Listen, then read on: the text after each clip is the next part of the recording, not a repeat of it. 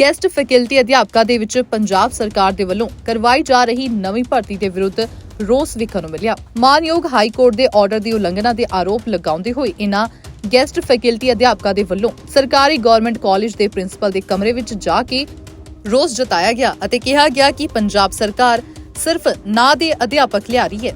Sociology ਵਾਲੇ ਅਧਿਆਪਕ ਨੂੰ ਪੰਜਾਬੀ ਅਧਿਆਪਕ ਦੀ ਥਾਂ ਤੇ ਭਰਤੀ ਕੀਤਾ ਜਾ ਰਿਹਾ ਹੈ, ਜੋ ਕਿ ਸਰਾਸਰ ਗਲਤ ਹੈ।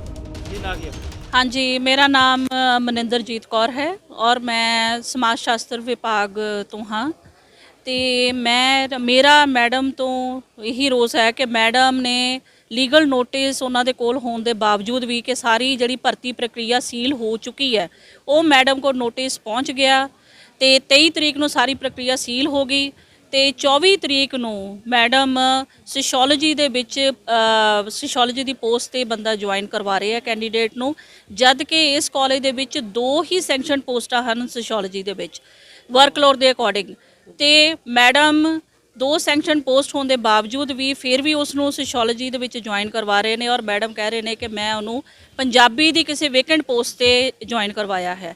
ਇੱਕ ਪੰਜਾਬੀ ਦੀ ਵਾਲਾ ਬੰਦਾ ਉਸ सोशियोलॉजी ਦੇ ਵਿੱਚ ਕਿਸ ਤਰ੍ਹਾਂ ਆ ਸਕਦਾ ਹੈ। ਦੂਜੀ ਗੱਲ, ਜੇ ਵਰਕਲੋਡ ਹੀ 2 ਬੰਦਿਆਂ ਦਾ ਹੈ ਤਾਂ ਉਹਨੂੰ ਕਿਸ ਤਰ੍ਹਾਂ ਐਡਜਸਟ ਕੀਤਾ ਜਾਏਗਾ। ਕੱਲ੍ਹ ਨੂੰ ਜੇ ਪੰਜਾਬੀ ਵਿੱਚ ਕੋਈ ਆ ਜਾਂਦਾ ਹੈ ਤਾਂ ਫਿਰ ਉਹ ਬੰਦਾ ਕਿੱਥੇ ਜਾਏਗਾ। ਤੇ ਦੂਜੀ ਗੱਲ ਕਿ ਰਿਲੀਵਿੰਗ ਜਦੋਂ ਵੀ ਹੋਣੀ ਹੈ ਤਾਂ ਇਹਦੇ ਨਾਲ ਮੈਂ ਅਫੈਕਟਡ ਹੋਵਾਂਗੀ ਤਾਂ ਮੈਨੂੰ ਰਿਲੀਵ ਕੀਤਾ ਜਾਏਗਾ ਜੇ ਉਹ ਬੰਦਾ ਸੋਸ਼ੀਓਲੋਜੀ ਵਾਲੇ ਡਿਪਾਰਟਮੈਂਟ 'ਚ ਆ ਜਾਂਦਾ ਹੈ। ਸਰ ਇਹੀ ਹੈ ਕਿ ਜਿਹੜਾ ਇੱਕ IAS ਕੈਡਰ ਦਾ ਬੰਦਾ ਕ੍ਰਿਸ਼ਨ ਕੁਮਾਰ ਜੀ ਖੁਦ ਜਿਹੜੇ ਲਾਅ ਜਾਣਦੇ ਹਨ, ਉਹ ਆਪਣੇ ਆਪ ਨੂੰ ਲਾਅ ਤੋਂ ਵੀ ਉੱਪਰ ਸਮਝ ਰਹੇ ਹਨ, ਜਦ ਕਿ ਇੱਕ ਪ੍ਰੈਜ਼ੀਡੈਂਟ ਵੀ ਹੈ ਉਹ ਵੀ ਲਾਅ ਤੋਂ ਉੱਪਰ ਨਹੀਂ ਹੈ, ਉਹ ਵੀ ਲਾਅ ਦੀ ਕਦੀ ਉਲੰਘਣਾ ਨਹੀਂ ਕਰੂਗਾ। ਪਰ ਕ੍ਰਿਸ਼ਨ ਕੁਮਾਰ ਨੇ ਲਾਅ ਦੀਆਂ ਬਿਲਕੁਲ ਹੀ ਧੱਜੀਆਂ ਉਡਾ ਕੇ ਔਰ ਇਹ ਰਾਤੋਂ ਰਾਤ ਜਿਹੜੀ ਹੈ ਜੁਆਇਨਿੰਗ ਕਰਵਾ ਰਹੇ ਹਨ ਔਰ ਇਸ ਪ੍ਰੋਸੈਸ ਨੂੰ ਬੜੇ ਫਾਸਟ ਵੇ ਨਾਲ ਚਲਾ ਰਹੇ ਹਨ। ਸੇਮ ਸਰ ਇਸੇ ਤਰ੍ਹਾਂ ਉਹਨਾਂ ਨੇ ਮੇਰੇ ਵੀ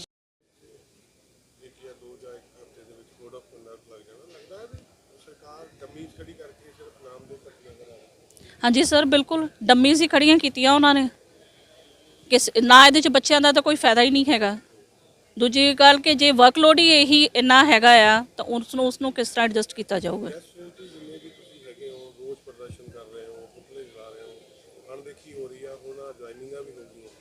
हाँ जी, सानू तो बिल्कुल नहीं लगता, साडा तो फ्यूचर बिल्कुल ही हनेरे च है।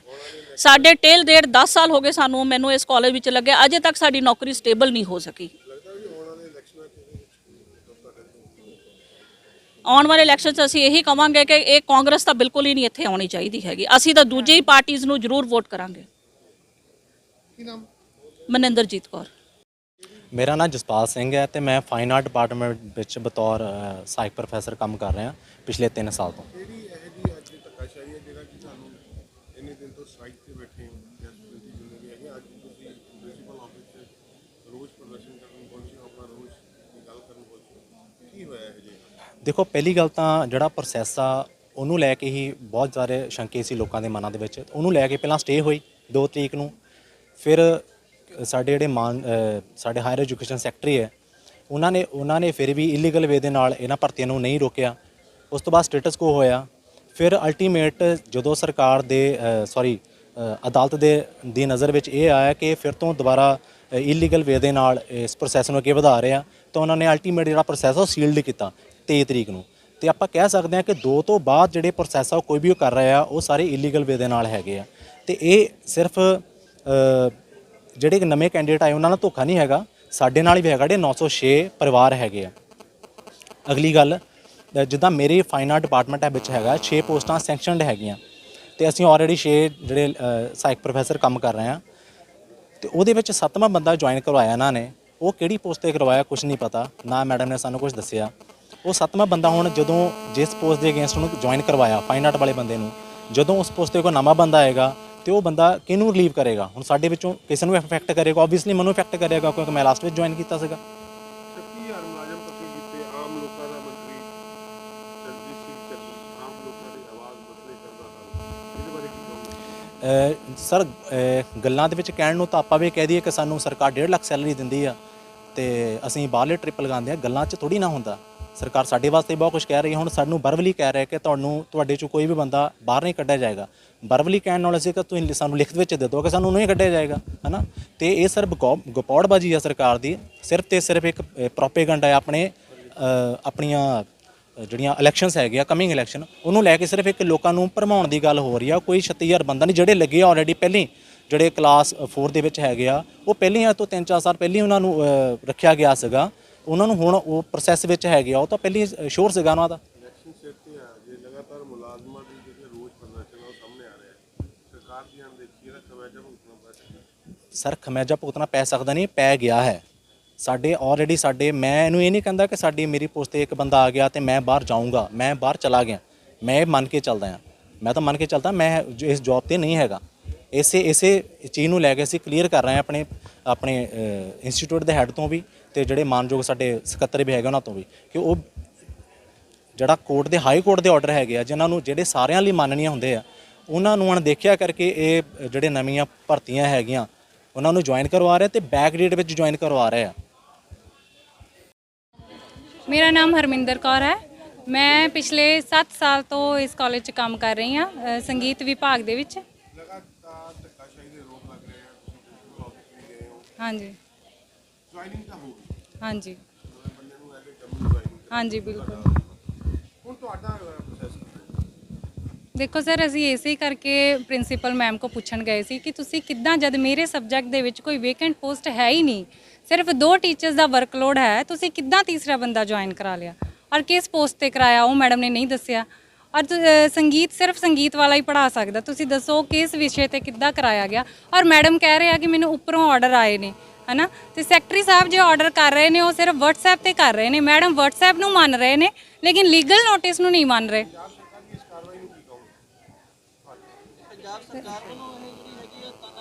ਦੇਖੋ ਹਾਂਜੀ ਬਿਲਕੁਲ ਨਹੀਂ, ਦੇਖੋ ਸਰਕਾਰ ਵੱਲੋਂ ਹੀ ਧੱਕੇਸ਼ਾਹੀ ਹੋ ਰਹੀ ਹੈ। ਤਾਂ ਮੈਡਮ ਵੀ ਉਹਨਾਂ ਦੇ ਆਰਡਰ ਮੰਨ ਰਹੇ ਆ ਕਿ ਉਹ ਜੋ ਵੀ ਕਹਿ ਰਹੇ ਉਹ ਕਰੀ ਜਾ ਰਹੇ ਆ ਪ੍ਰਿੰਸੀਪਲਸ।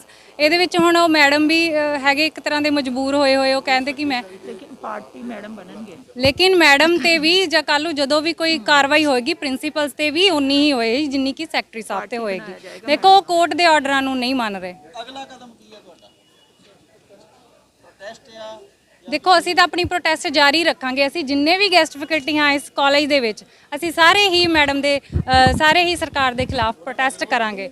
ਹਾਂਜੀ ਬਿਲਕੁਲ, ਅਸੀਂ ਲੀਗਲ ਵੀ ਜਾਵਾਂਗੇ ਜੀ। ਦੇਖੋ ਅਗਲੀ ਸੁਣਵਾਈ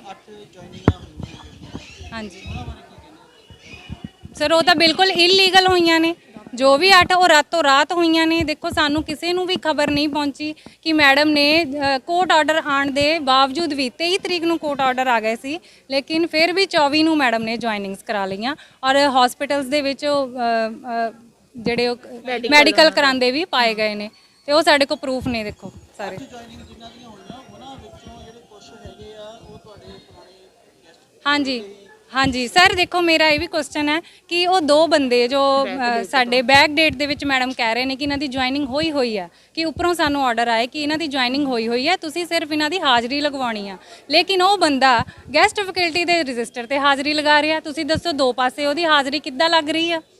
ਕੀ ਤੁਸੀਂ ਕਹਿ ਰਹੇ ਆ ਕਿ ਉਹਦੀ ਜੁਆਇਨਿੰਗ ਹੋਈ ਆ, ਉਹਨੂੰ ਪਹਿਲਾਂ ਹੀ ਅਪਾਇੰਟਮੈਂਟ ਲੈਟਰ ਮਿਲ ਗਿਆ ਤੇ ਉਹਦੀ ਕਿੱਦਾਂ ਗੈਸਟ ਫੈਕਲਟੀ 'ਚ ਕੇਸ? ਉਹ ਮੇਰੇ ਕੋਲ ਪ੍ਰੂਫ ਹੈ ਜੀ, ਮੈਂ ਉਹ ਕੋਰਟ 'ਚ ਦੇਵਾਂਗੀ ਪ੍ਰੂਫ।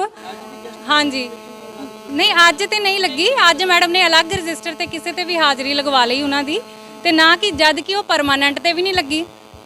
ਪਰਮਾਨੈਂਟ ਹਾਜ਼ਰੀ ਰਜਿਸਟਰ ਹੋਰ ਆ ਸਾਡਾ, ਉਸ ਤੇ ਵੀ ਨਹੀਂ ਹਾਜ਼ਰੀ ਲੱਗੀ। ਮੈਡਮ ਨੇ ਕਿਸੇ ਹੋਰ ਰਜਿਸਟਰ ਤੇ ਹਾਜ਼ਰੀ ਲਗਵਾਈ ਆ। ਹੁਣ ਸਾਡਾ ਸਵਾਲ ਇਹੀ ਆ ਕਿ 2 ਪਾਸੇ ਉਹ ਬੰਦਾ ਕਿਸ ਤਰ੍ਹਾਂ ਹਾਜ਼ਰੀ ਲਗਾ ਰਿਹਾ? ਹਾਂਜੀ ਪੂਰੀ ਦਾਲ ਹੀ ਕਾਲੀ ਹੈ ਜੀ, ਬਿਲਕੁਲ। ਉੱਥੇ ਹੀ ਦੂਜੇ ਪਾਸੇ ਇਸ ਮਾਮਲੇ ਦੇ ਵਿੱਚ ਸਰਕਾਰੀ ਕਾਲਜ ਹੁਸ਼ਿਆਰਪੁਰ ਦੇ ਪ੍ਰਿੰਸੀਪਲ ਦਾ ਕੀ ਕਹਿਣਾ ਹੈ, ਉਹ ਵੀ ਸੁਣੋ।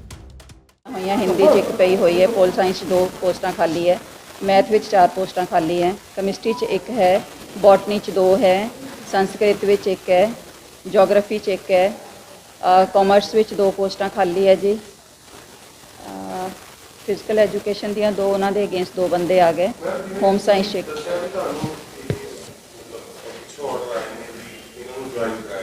ਹਾਂਜੀ ਆਪਾਂ ਜਦੋਂ ਕੋਈ ਟੀਚਰ ਰੱਖਦੇ ਹਾਂ, ਚਾਹੇ ਉਹ ਮੈਥ ਦਾ, ਚਾਹੇ ਸ਼ਿਓਲੋਜੀ ਦਾ, ਚਾਹੇ ਪੰਜਾਬੀ ਦਾ, ਉਹਦੇ ਵਿੱਚ ਆਪਾਂ ਕੋਈ ਸਪੈਸ਼ਲਿਟੀ ਦੇਖੀ ਹੈ? ਮਤਲਬ ਕੋਈ ਵੀ ਟੀਚਰ ਕਿਸੇ ਨੂੰ ਵੀ ਕੋਈ ਕਲਾਸ ਵਿੱਚ ਕੋਈ ਵੀ ਸਬਜੈਕਟ ਪੜ੍ਹਾ ਦਿੰਦਾ? ਸਰ ਇਦਾਂ ਨਹੀਂ ਹੁੰਦਾ, ਹਰ ਸਬਜੈਕਟ ਦੀ ਆਪਣੀ ਸਪੈਸ਼ਲਿਟੀ ਹੈ, ਹਰ ਟੀਚਰ। ਤੁਸੀਂ ਜੁਆਇਨਿੰਗ ਕਰਾਈ ਹੈ ਸੋਸ਼ੀਓਲੋਜੀ ਦੀ, ਪੰਜਾਬੀ ਨੂੰ ਲਾਇਆ ਹੈ? ਸਰ ਮੈਂ ਪਹਿਲਾਂ ਵੀ ਦੱਸ ਹਟੀ ਹਾਂ ਕਿ ਇਦਾਂ ਜੁਆਇਨਿੰਗ ਹੋ ਜਾਂਦੀ ਹੁੰਦੀ ਹੈ, ਬਾਅਦ ਚ ਐਡਜਸਟਮੈਂਟ ਹੋ ਜਾਂਦੀ ਹੁੰਦੀ ਹੈ। ਸਰਕਾਰ ਇਸੇ ਲਈ ਬੈਠੀ ਹੈ, ਜਦੋਂ ਪਤਾ ਲੱਗੇਗਾ ਕਿ ਕਿਤੇ ਫालतू ਬੰਦਾ ਆ ਗਿਆ ਤਾਂ ਉਹਨੂੰ ਦੂਸਰੀ ਜਗ੍ਹਾ ਜਿੱਥੇ ਪੋਸਟ ਹੈਗੀ ਉੱਥੇ ਭੇਜ ਦਿੱਤਾ ਜਾਏਗਾ। ਮਤਲਬ ਹੱਲੇ ਅਸੀਂ ਡੰਮੀਜ਼ ਖੜੀਆਂ ਕਰ ਦਿੱਤੀਆਂ। ਸਰਕਾਰ ਨੇ ਇਦਾਂ ਤਾਂ ਨਹੀਂ ਕੀਤਾ ਕਿ ਜਿੰਨੀਆਂ ਪੋਸਟਾਂ ਹੈਗੀਆਂ ਉਹਨਾਂ ਤੋਂ ਐਕਸਟਰਾ ਕੋਈ ਭਰਤੀ ਕਰ ਲੈ, ਭਰਤੀ ਤਾਂ ਉਹਨੇ ਹੀ ਕੀਤੇ ਹੈ ਜਿੰਨੀਆਂ ਪੋਸਟਾਂ ਹੈ। ਸੋ ਜਿੱਥੇ ਪੋਸਟ ਹੋਏਗੀ ਉੱਥੇ ਉਹਨੂੰ ਭੇਜ ਦਿੱਤਾ ਜਾਏਗਾ।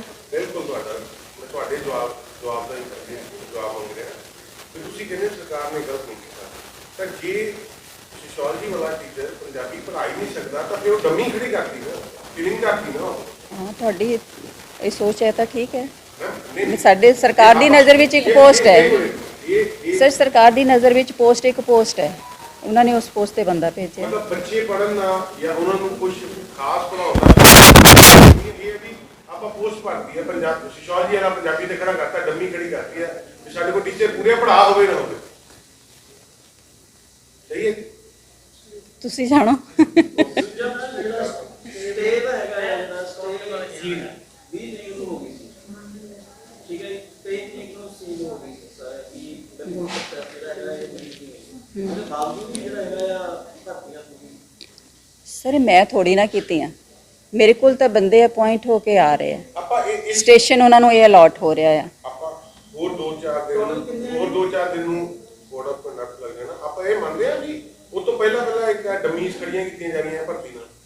ਸਰ ਮੈਂ ਨਹੀਂ ਇਹ ਕਹਿ ਸਕਦੀ ਜੀ, ਠੀਕ ਹੈ, ਕਿਉਂਕਿ ਕੋਈ ਪੋਸਟ ਹੈ, ਪਹਿਲਾਂ ਪੋਸਟਾਂ ਕੈਲਕੂਲੇਟ ਹੋਈਆਂ, ਉਸ ਤੋਂ ਬਾਅਦ ਭਰਤੀਆਂ ਹੋਈਆਂ। ਹਾਜ਼ਰੀ ਜਿਹੜੀ ਲੱਗੀ ਇਹਨਾਂ ਦੀ ਜਿਹੜੀ ਹੁਣ ਹਾਜ਼ਰੀ ਲਾਈ ਹੈ ਤੁਸੀਂ, ਜੀ ਉਹ ਹਾਜ਼ਰੀ ਜਿਹੜੀ ਹੈਗੀ ਉਹ ਸਰਕਾਰੀ ਰਜਿਸਟਰ ਹੈ ਜਾਂ ਉਹ ਸਰਕਾਰੀ ਹੈ। ਰਜਿਸਟਰ ਨਹੀਂ ਤਿਆਰ ਕੀਤਾ ਗਿਆ ਹੈ? ਨਹੀਂ, ਸਰਕਾਰੀ ਰਜਿਸਟਰ ਹੀ ਹੈ, ਅਲੱਗ ਹੋਏਗਾ ਲੇਕਿਨ ਸਰਕਾਰੀ ਹੈ। ਤੇ ਅਸੀਂ ਕੈਟੇਗਰੀ ਵਾਈਜ਼ ਕਈ ਵਾਰੀ ਕਰਦੇ ਹਾਂ, ਜਿੱਦਾਂ ਗੈਸਟ ਫੈਕਲਟੀ ਦਾ ਹੈ, ਪਾਰਟ ਟਾਈਮਰ ਦਾ ਅਲੱਗ ਰਜਿਸਟਰ ਹੈ, ਪਰਮਾਨੈਂਟ ਦਾ ਅਲੱਗ ਹੈ। ਹੁਣ ਇਹ ਨਿਊ ਭਰਤੀਆਂ ਆ ਰਹੀਆਂ, ਇਹਨਾਂ ਦਾ ਅਲੱਗ ਹੋਏਗਾ, ਫॉर ਦਾ ਟਾਈਮ ਬਿੰਗ ਅਲੱਗ ਹੈ। ਨਹੀਂ ਸਰ, ਇਹਨਾਂ ਦਾ ਅਲੱਗ ਰਜਿਸਟਰ ਲਗਾਇਆ ਮੈਂ। ਹਾਂ, ਅਲੱਗ ਲਾਇਆ ਹਾਂਜੀ ਅਲੱਗ ਲੱਗੀ ਹਾਂਜੀ, ਅਲੱਗ ਲੱਗੀ ਹੈ। ਤੇ ਸੈਲਰੀ ਜਿਹੜੀ ਹੈਗੀ ਆ ਉਹ ਨੈਕਸਟ ਮੰਥ ਤੋਂ ਇਹਨਾਂ ਨੂੰ ਜਾਰੀ ਹੋਊਗੀ। ਜੋ ਸਰਕਾਰ ਦੇ ਹੁਕਮ ਹੋਣਗੇ, ਫਿਕਸ ਹੋ ਕੇ ਜੋ ਉੱਪਰੋਂ ਆਏਗਾ ਉਹਦੇ ਹਿਸਾਬ ਨਾਲ। ਨਹੀਂ, ਉਹ ਹਾਲੇ ਫਾਈਨੈਂਸ਼ੀਅਲ ਮੈਟਰ ਹਾਲੇ ਫਿਕਸ ਨਹੀਂ ਹੋਇਆ ਜੀ। ਦੱਸ ਦਈਏ ਕਿ ਨਾ ਗੈਸਟ ਫੈਕਲਟੀ ਅਧਿਆਪਕਾਂ ਦੇ ਵੱਲੋਂ ਪੰਜਾਬ ਸਰਕਾਰ ਨੂੰ ਇਹ ਚੇਤਾਵਨੀ ਦਿੱਤੀ ਗਈ ਹੈ ਕਿ ਜੇਕਰ ਪੰਜਾਬ ਸਰਕਾਰ ਇਸ ਤਰ੍ਹਾਂ ਧੱਕਾ ਕਰੇਗੀ ਤਾਂ ਆਉਣ ਵਾਲੀਆਂ ਚੋਣਾਂ ਦੇ ਵਿੱਚ ਕਾਂਗਰਸ ਨੂੰ ਇਸ ਦਾ ਖਮਿਆਜ਼ਾ ਭੁਗਤਣਾ ਪਵੇਗਾ। D5 ਚੈਨਲ ਪੰਜਾਬੀ ਲਈ ਹੁਸ਼ਿਆਰਪੁਰ ਤੋਂ ਗੋਵਿੰਦਜੀਤ ਸਿੰਘ ਦੀ ਰਿਪੋਰਟ। D5 ਚੈਨਲ ਪੰਜਾਬੀ ਹੁਣੇ ਸਬਸਕ੍ਰਾਈਬ ਕਰੋ, ਬੈਲ ਆਈਕਨ ਤੇ ਕਲਿੱਕ ਕਰੋ। ਬਾਣੀ ਗੁਰੂ ਗੁਰੂ ਹੈ ਬਾਣੀ, ਵਿੱਚ ਬਾਣੀ ਅੰਮ੍ਰਿਤ ਸਾਰੇ। ਗਿਆਨੀ ਸਾਹਿਬ ਸਿੰਘ ਜੀ ਸ਼ਾਹਬਾਦ ਮਾਰਕੰਡਾ ਵਾਲਿਆਂ ਨਾਲ ਕਰੋ ਸਿੱਧੀ ਗੱਲਬਾਤ ਤੇ ਜਾਣੋ ਗੁਰਬਾਣੀ ਦੇ ਅਰਥ। ਰੋਜ਼ਾਨਾ ਪਾਠ ਕਰਨ ਵਾਲੇ ਇਹ ਪ੍ਰੋਗਰਾਮ ਜ਼ਰੂਰ ਦੇਖਣ ਤੇ ਗੁਰੂ ਸਾਹਿਬ ਦੀਆਂ ਅਸੀਸਾਂ ਦੇ ਪਾਤਰ ਬਣਨ। ਦੇਖਣਾ ਨਾ ਭੁੱਲਣਾ ਸਾਡਾ ਖਾਸ ਪ੍ਰੋਗਰਾਮ ਗੁਰਬਾਣੀ ਗਿਆਨ, ਐਤਵਾਰ ਸਵੇਰੇ 7 ਤੋਂ 8 ਵਜੇ ਤੱਕ D5 ਚੈਨਲ ਪੰਜਾਬੀ ਤੇ।